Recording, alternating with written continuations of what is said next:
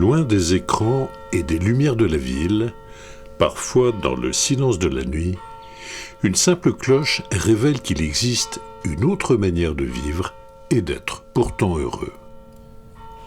La vie monastique se décline à Font-Rombault en deux états de vie complémentaires, les pères de chœur et les frères convers.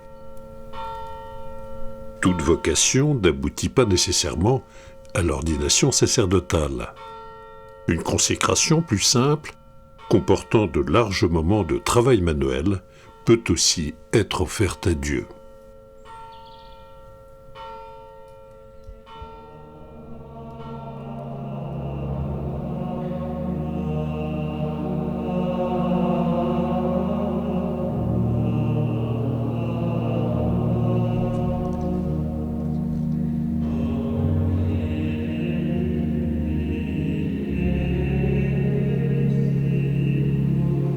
Avant d'entrer au monastère, j'étais opticien.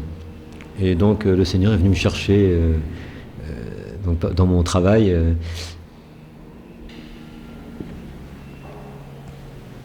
Comment le Seigneur appelle, je crois que c'est particulier pour chaque personne. Il y a quelque temps, je parlais avec un frère et qui me disait j'ai toujours pensé à rentrer au monastère. Et moi je lui ai répondu un an avant d'entrer, j'en avais aucune envie. Et c'est un petit peu la différence. Le Seigneur vient chercher, il dit, voilà, il choisit ses ouvriers un petit peu partout, et puis le Seigneur, voilà, il m'a fait faire tout un travail intérieur pendant une année comme ça. Et puis un jour, j'ai répondu à son appel, je me suis dit, après tout, pourquoi je rentrerais pas au monastère ?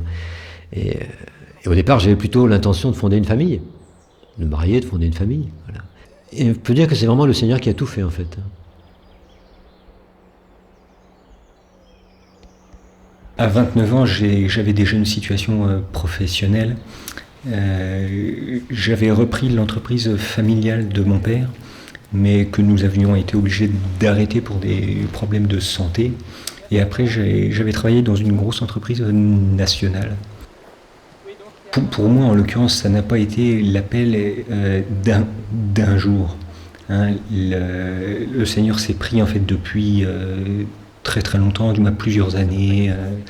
Et à l'heure actuelle, maintenant, au bout de 12 ans que je suis ici, c'est là où j'arrive finalement de temps en temps à relire le passé. Et je me rends compte que le Seigneur a vraiment été là, en fait, tous les jours, depuis le début. Et c'est lui qui a guidé, pas à pas, pour qu'effectivement, à l'âge de 29 ans, j'ai la force finalement de dire « oui Seigneur ».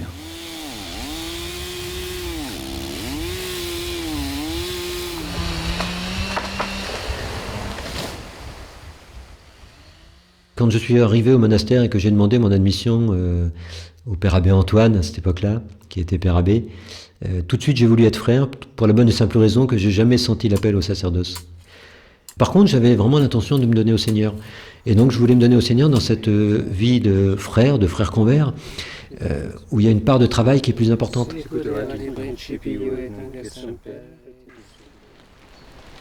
Alors, le Père Abbé m'a confié la ferme déjà depuis longtemps, c'était même le Père Abbé précédent. Alors j'ai pas toujours travaillé à la ferme. Au début, quand je suis arrivé, j'ai travaillé un petit peu au verger, après au bâtiment, à la cuisine aussi.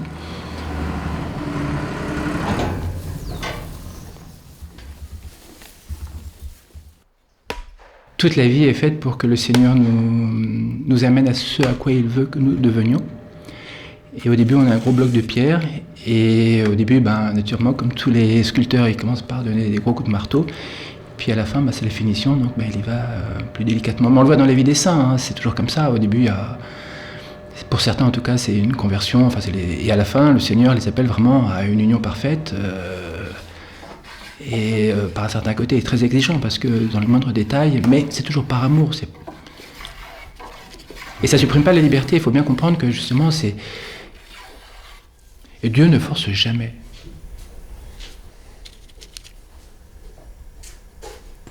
Allez les vaches. Allez, on y va. Allez, venez. On considère que la liberté, c'est de faire ce qu'on veut à tout moment. Alors qu'en fait, la liberté, c'est de correspondre au choix de Dieu sur nous. Et on est vraiment libre que quand on est vraiment déjà plus esclave de soi-même, et qu'en même temps, en fait, on fait la volonté de Dieu. Alors, il est évident que je vous aurais peut-être pas dit ça dès le début. Allez, venez. Et je suis rentré au monastère et tout de suite on m'a demandé d'être... la première chose que j'ai faite c'était déjà d'être cordonnier. On m'a dit vous allez travailler à la cordonnerie. Et j'ai appris ce métier que je connaissais absolument pas, je l'ai appris au monastère et ça c'était vraiment très beau. C'est un métier qui me plaît beaucoup, le travail du cuir. Travail, voilà, puis de faire des choses, aussi des méthodes comme on faisait autrefois, puisqu'on coud par exemple à la main, enfin on fait beaucoup de choses, le travail du cuir, des choses comme ça, c'est quelque chose de très noble le cuir. Mais en même temps, on m'avait demandé effectivement au monastère de travailler à la cuisine, parce que au monastère il faut manger 3 fois par jour, et donc il faut bien faire la cuisine. Ben, il y a des semaines je suis cuisinier, la semaine d'après je vais être buandier et cordonnier. Voilà. Et en même temps, de temps en temps, je monte à la comptabilité pour faire de la comptabilité. Mais c'est extrêmement varié. Et moi, je trouve... Mais ça, pour moi, c'est vraiment une richesse. Je m'étais dit, mais si j'étais resté dans le monde, j'aurais été opticien toute ma vie.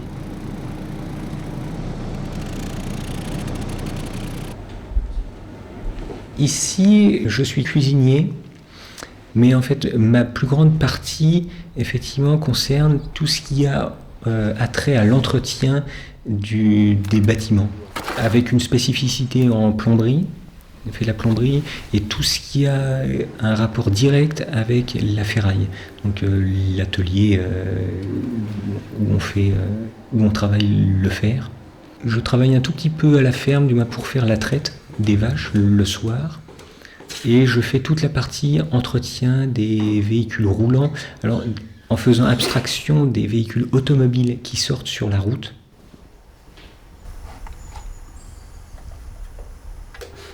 La vie des frères se caractérise par la simplicité. Moi, j'aime beaucoup cette simplicité. Notre vie est faite de travail et de prière, évidemment. On est quand même des moines. Toute la vie du frère est une vie consacrée à Dieu. Et donc, tous les instants, normalement, sont offerts à Dieu, que ce soit au moment de la prière, parce qu'on rejoint les pères pour les laudes. Ensuite, on a tous les offices en commun avec les pères. Mais voilà, on a une part de travail, de dépenses physiques, qui est plus importante et qui convient à certaines personnes.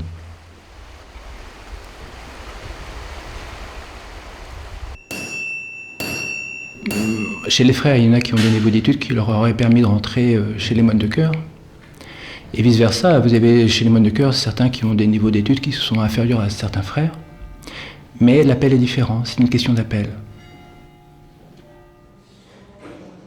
Dans l'Évangile, le Seigneur dit « Je suis venu pour servir et non pour être servi ». Voilà, je crois que cette devise peut être parfaite pour les frères convers. C'est vrai que souvent on pense à Charles de Foucault qui disait Jésus a tellement pris la dernière place que jamais personne n'a pu la lui ravir. Faut pas dire que le frère convers est en fait un petit peu celui qui fait tout et voilà, qu'on ne voit et absolument pas. Non, on ne le voit pas. C'est vrai qu'il n'assiste pas au chœur, par exemple, à la messe conventuelle ou aux matinées et des pères, des choses comme ça. Mais voilà, il a une vocation beaucoup plus cachée, mais qui est essentielle. Et en fait, peu importe ce qu'il fait et les tâches qu'il fait, le principal c'est à la fin de la journée, il puisse effectivement, juste avant de se mettre au lit, dire effectivement, Seigneur, aujourd'hui, vous étiez là, et j'étais là.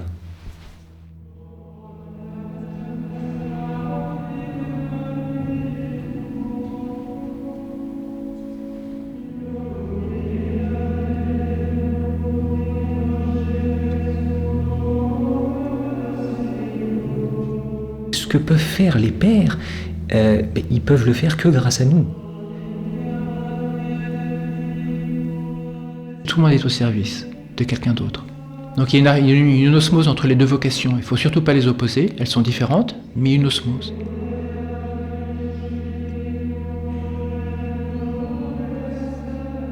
J'aimais beaucoup ce que nous disait un père maître.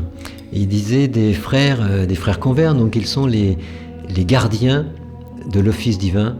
Les gardiens parce que les frères, avec toutes les tâches matérielles qu'ils accomplissent, permettent au père d'être plus présent à la prière, et ils ne peuvent faire cela que si les frères sont là pour faire les tâches matérielles pendant ce temps-là. Donc là, c'est vraiment ce qui caractérise un petit peu les pères et les frères, mais c'est très beau de dire que les frères sont les gardiens, en quelque sorte, de l'office divin des pères.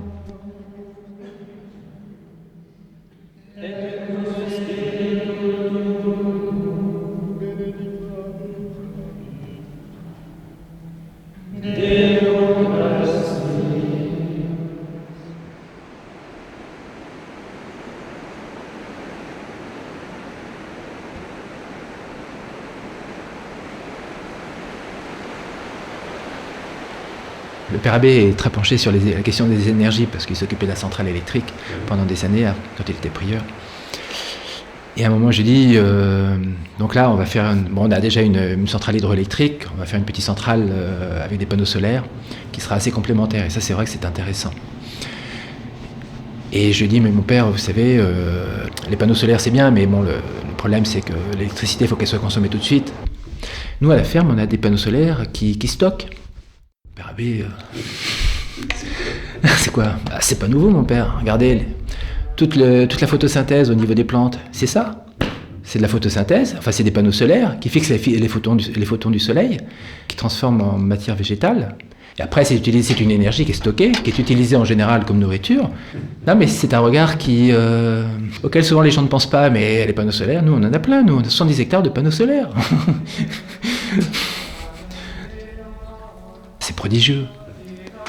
Et quand on commence à se pencher sur la complexité des choses, enfin, c'est merveilleux, quoi.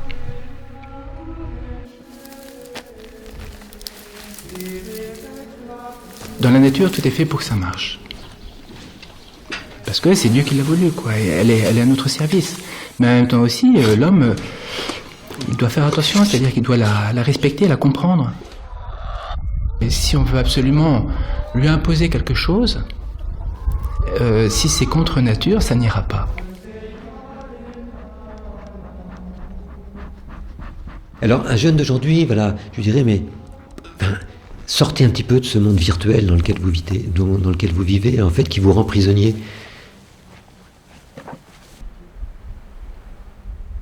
Je dirais qu'il faut qu'il fasse confiance à Dieu. Rien de grand se fait si on ne s'engage pas non plus.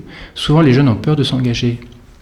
On le voit pour la vie monastique, mais aussi dans le mariage, hein, un peu dans tout.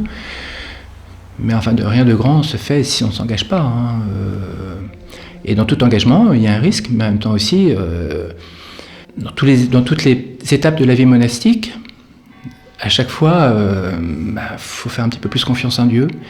Mais en même temps, si vraiment on le fait, Dieu répondra. Hein. Il ne faut pas avoir peur de sa fragilité, parce qu'en fait, si on s'appuie sur Dieu, on s'appuie sur la force de Dieu, on ne s'appuie pas sur sa force à soi. Je crois que personne ne s'engagerait dans la vie monastique si il comptait sur ses propres forces. Hein,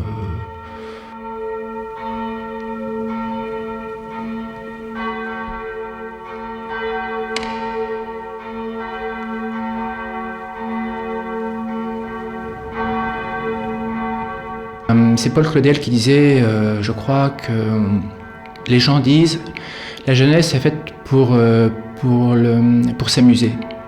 Et lui disait, non, la jeunesse n'est pas faite pour le plaisir, elle est faite pour l'héroïsme. Je crois qu'il faut savoir le redire, les jeunes, ce qui les nourrissent, c'est l'héroïsme aussi. Encore faut-il leur proposer quelque chose. Pas un héroïsme uniquement en comptant sur ses propres forces, mais on est fait pour des grandes choses. Le Seigneur nous appelle à des grandes choses. Hein.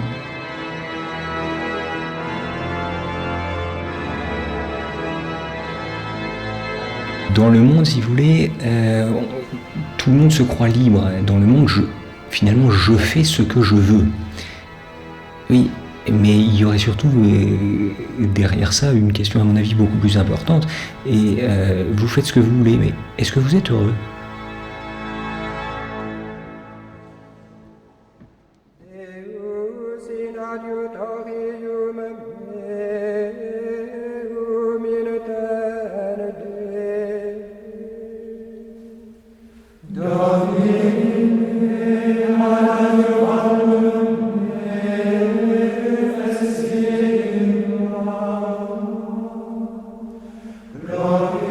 Seigneur,